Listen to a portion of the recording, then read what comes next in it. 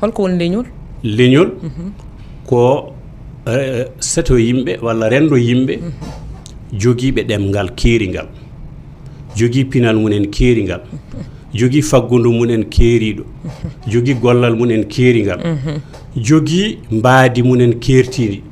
jogii neeso mumen keertiiɗo jogii leydi mumen to koɗi jogii diine mumen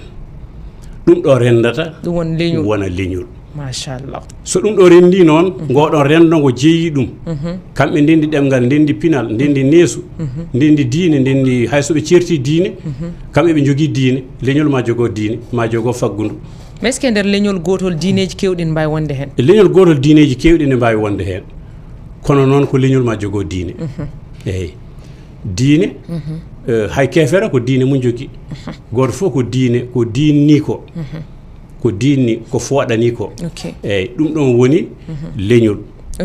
joni noon leñol so wiyama leñol jogui ko terɗe hono ne neɗɗo tan sa darni neɗɗo o boni ɓe mbimo dañi hoore e ƴiyal keeci dañi ko baaba mo dañi juuɗe dañi ko mawniraɓe mo dañi reedu dañi ko yumma mo dañi koyɗe dañi ko miñiraɓe eyyi heddi tergal gotal hakkude koyɗe ngal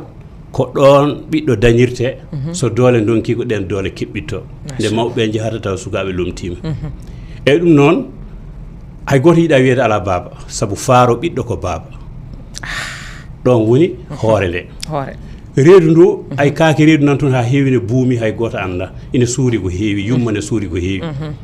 ɓe mbi sa dañi juuɗe noon a dañi mawniraɓe ɗum woni bibje so bamma ala ɗon yumma ala ɗon ko mawne en diwnatuma ene woodi eyyi kamɓe diwnoɓe maɓɓe noon kamɓe koɓe lomtotoɓe jinnaɓe miñiraɓe a dañi paɗe koyɗe soko tawi a ami nela miñe yahanma ko ɗum ɗon woni tagore aade nde e sifa leñol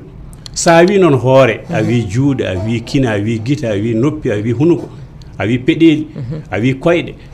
ɗum ɗon ko terɗe ko ɗeɗo fof ndendi goni neɗɗo leñol ne jogui ko kinɗe ɗe ndendi woni leñol ngol eyyi leñol ngol ne jogui kinɗe ɗe ndendi goni leñol ngol c'est les organes joni eɗen gara leñol fulɓe he somi faami joni fulɓe kadi ko leñol banggue